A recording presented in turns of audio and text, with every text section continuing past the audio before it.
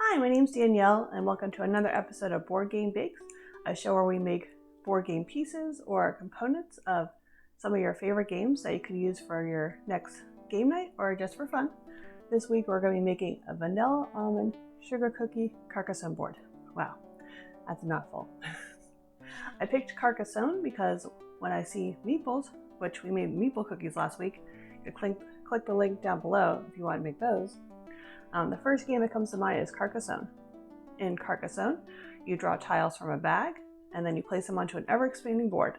You then have the option to use the meeples that we made last week to claim a road, claim a city, or to claim a farming territory. The game is fun and simple, and it has a lot of replayability. There's also the big box that has 9 expansions in it, so that adds a lot of variability to your game. So let's get started so we can make our own Carcassonne board. Here we go! To get started, you'll need 3 cups of flour, 2 teaspoons of baking powder, 1 cup of butter, but this is a little weird. It's salted butter, and you also want it to be chilled instead of at room temperature. You need 1 cup of granulated sugar, 1 egg, 3/4 teaspoons of vanilla extract, and 3/4 teaspoon of almond extract. Okay, our first step is that we're going to take our baking powder and we're going to mix it in with our flour. Once you're done mixing that, you can move it to the side. Boop. Our next step is that we want to cream together our butter and our sugar. So we're going to pour in our sugar.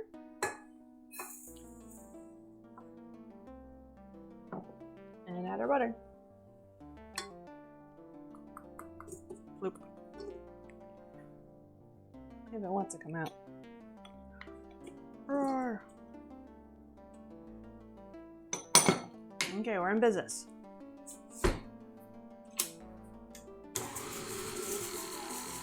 Here we go. Now that our butter and sugar are creamed together, the next step is to add our ingredients. We're going to add our eggs, vanilla extract, and almond extract to the mixture. Give it a good mix. Now that it's mixed together, we're going to wipe down the sides a little bit and start adding our dry ingredients. We're going to add our dry ingredients in 3 parts.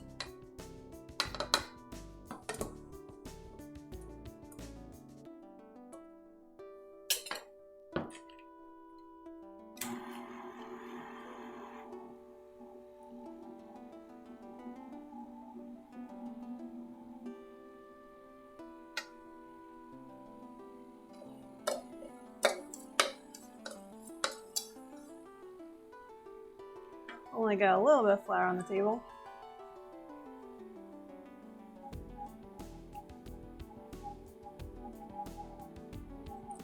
And our last bit.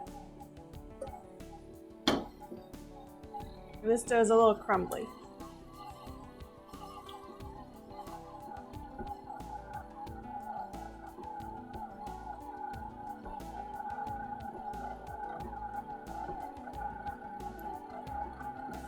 When it starts coming together, you know it's okay. Okay, when you're all done with your dough, this is what it should look like, kind of like clumps. And you could just form it all together.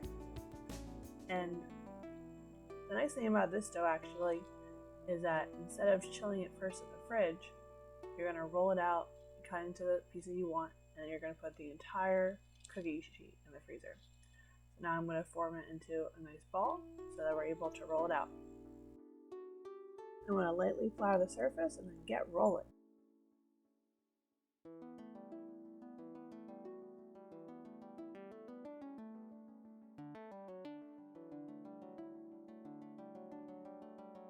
Now our dough has magically been rolled out to about 1/4 inch thickness, so we're ready to cut out of our cookies. To make our board game pieces, we're going to use this nice square cookie cutter. This is the size I have, but you can feel free to use whatever size you have on hand. Also, so you wanted the easiest cookie cutter pieces to do, just squares right next to each other. Loop, loop, loop. As I mentioned before, After you're done cutting out all of your cookies, you're going to put them onto your cookie sheet. And you want to put the entire cookie sheet into the freezer for 5 to 10 minutes. And while this is going on, you want to preheat your oven to 350 degrees. If you can't fit your entire cookie sheet into the freezer, you could probably put them onto a plate first and then just transfer them onto the cookie sheet right before you put them into the oven. After 5 to 10 minutes, you're going to remove the cookies from the freezer and you want to put them directly into the oven. You want to cook it at 350 degrees for 9 to 12 minutes. You know the cookies are done when the center no longer looks raw, so you just want the cookie to basically look like it's completely cooked. The color may not change though. When you take it out of the oven, you want to let it cool for 2 minutes on the cookie sheet, and then after 2 minutes you could transfer it with a thin spatula to a wire cooling sheet or even some aluminum foil on the counter to let it cool completely before you start decorating. To start decorating, you're going to need a thick black royal icing that we're going to use to outline the shapes, and I also made green and brown. It's a flooding consistency that we're going to use to fill in. In addition, there's red, white, and green. They're also thicker and they're going to be used for accents. Watching me decorate cookies for 2 hours seems a little bit much, so I'm going to speed up a bit. To decorate the cookies, I found it helpful to have the actual game pieces next to me. This way I can model my cookies off of actual game pieces. To begin, I outlined the cookie in black, and then depending on the cookie that I was doing, I either did roads or buildings or a combination of the both in order to create a piece that looked like the game board.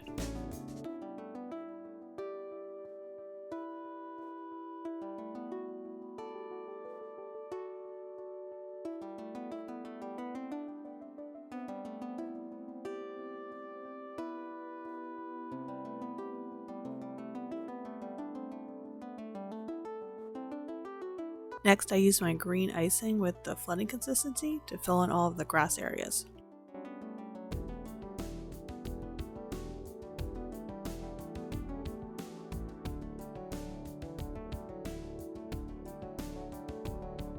I'm filling in the grass, just filling in the grass.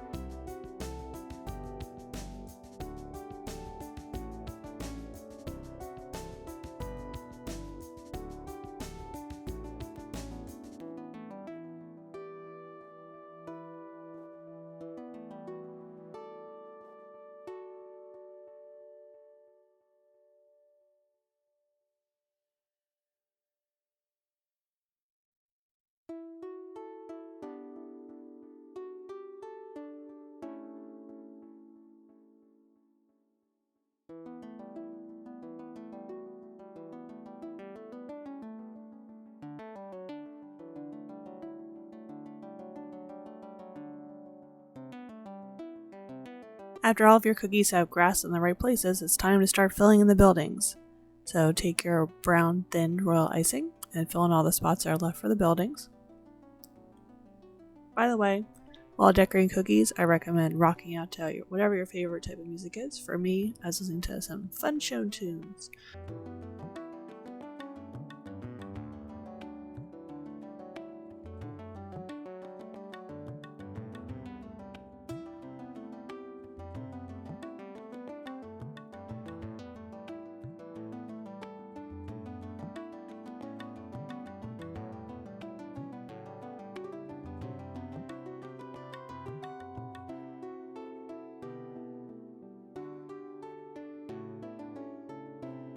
Now it's time to finally see your work come together with adding some accents.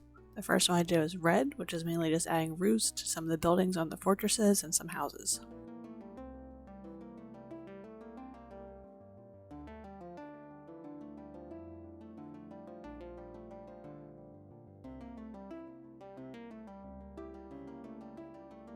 Next we're going to use the green color to add in grasses in different places. The pen I'm using is a little thicker than I'd like, so they kind of look a little too squiggly for my taste. Also, don't mind the roads that I already filled in. Apparently my camera decided to turn off while I was decorating.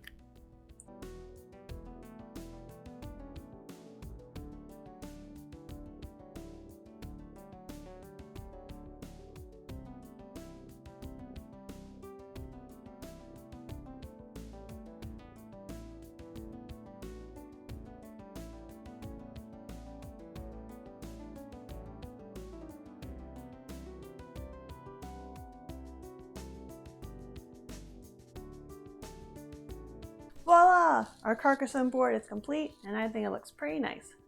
I was thinking that it'd be fun if you take a reusable bag and you could put them on a plate inside the bag and draw from the bag just like you would for the regular tiles. I'd probably wash your hands before because I doubt you want to eat every single cookie you touch. But when the game's done, instead of putting the tiles away, you just get to devour all of them. Sounds good to me. Should probably try one of these.